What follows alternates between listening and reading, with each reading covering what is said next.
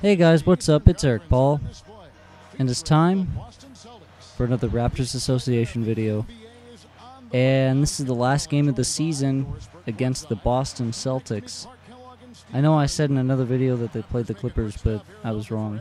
In fact, the last game of the season for the Kings is against the Clippers, so that's what I was thinking of.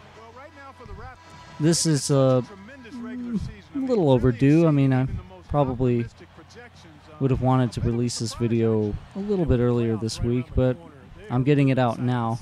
I have to say, with hockey videos, those are going to slow down a little bit because I'm going to try to speed up on the basketball videos.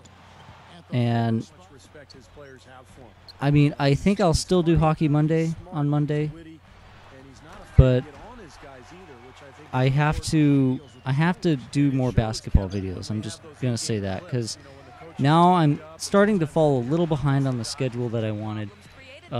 Even though the Raptors are almost in the playoffs, there's still a lot of episodes to get out.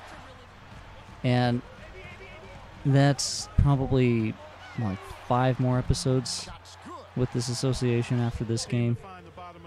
And that depends on if they actually make it to the finals and all that stuff.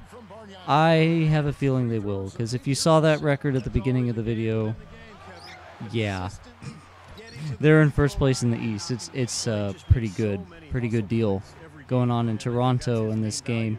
Too bad the real Raptors couldn't find this much success with their trades, but what are you gonna do? That's how real life works.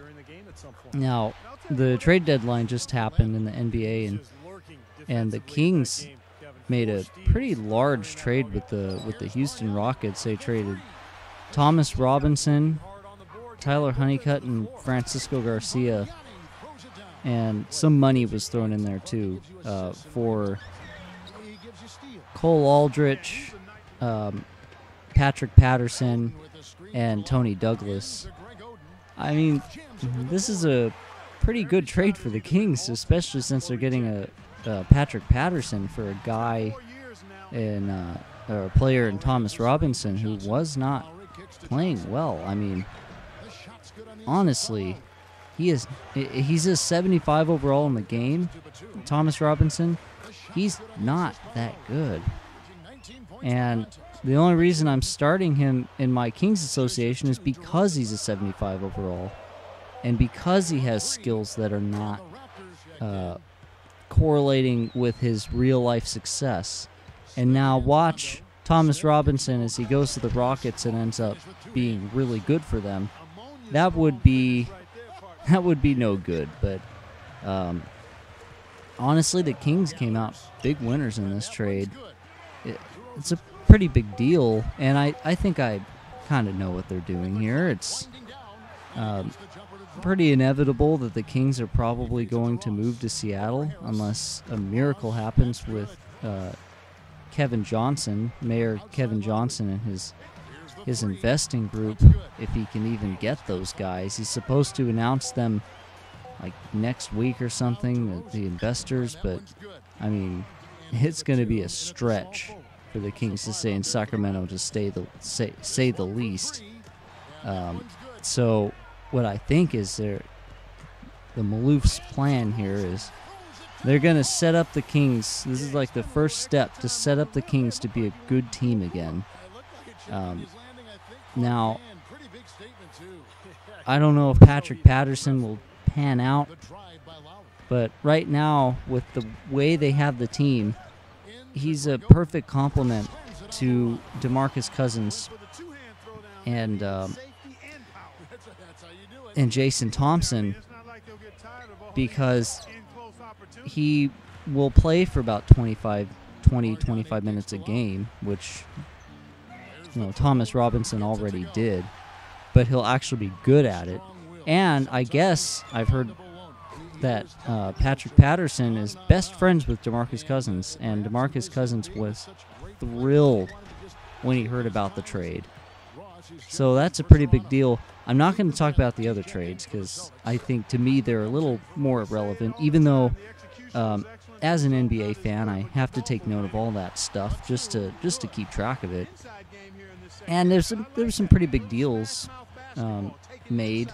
It's not just the Kings, but the Kings were one of the largest trades, especially since it was a 3-player for 3-player trade.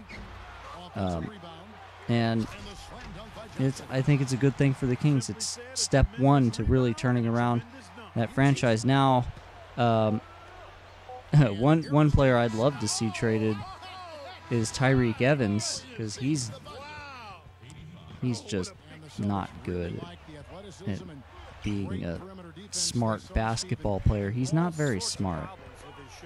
And that's kind of half the reason that I would want him traded. His dumbness gets to his head. He has low basketball IQ and low IQ. Any Tyreke Evans fans, please don't be offended. He's not that smart. And I know a lot of players in the league are smart, including some of the Kings. Jimmer Fredette, Isaiah Thomas,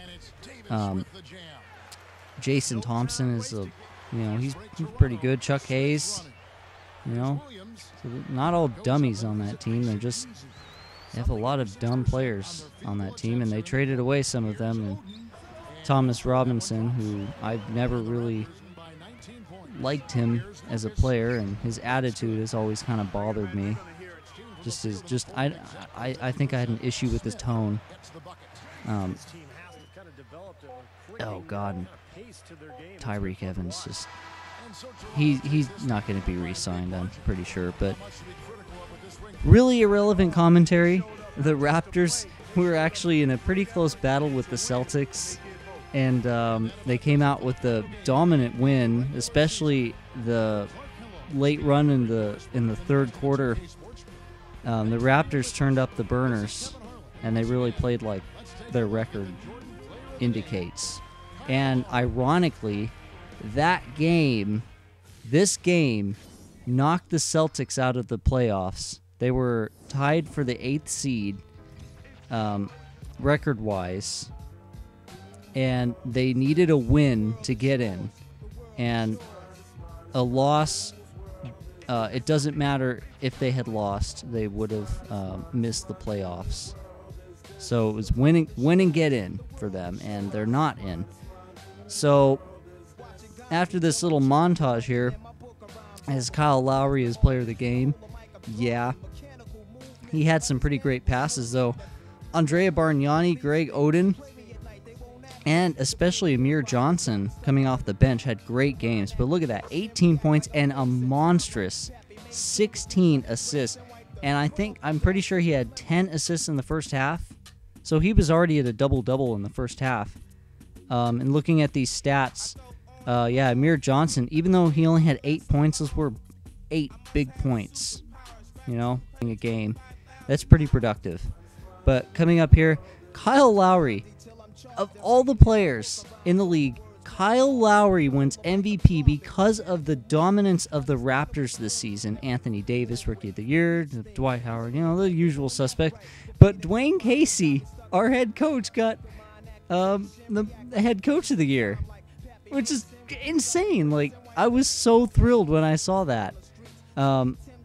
Looking up through all these different rankings here, first teams and second teams. No other players got on there except for Kyle Lowry. And here's the final bracket. We're going to play the Washington Wizards in the first round. And that'll be in the next episode. So anyway, guys, thanks for watching.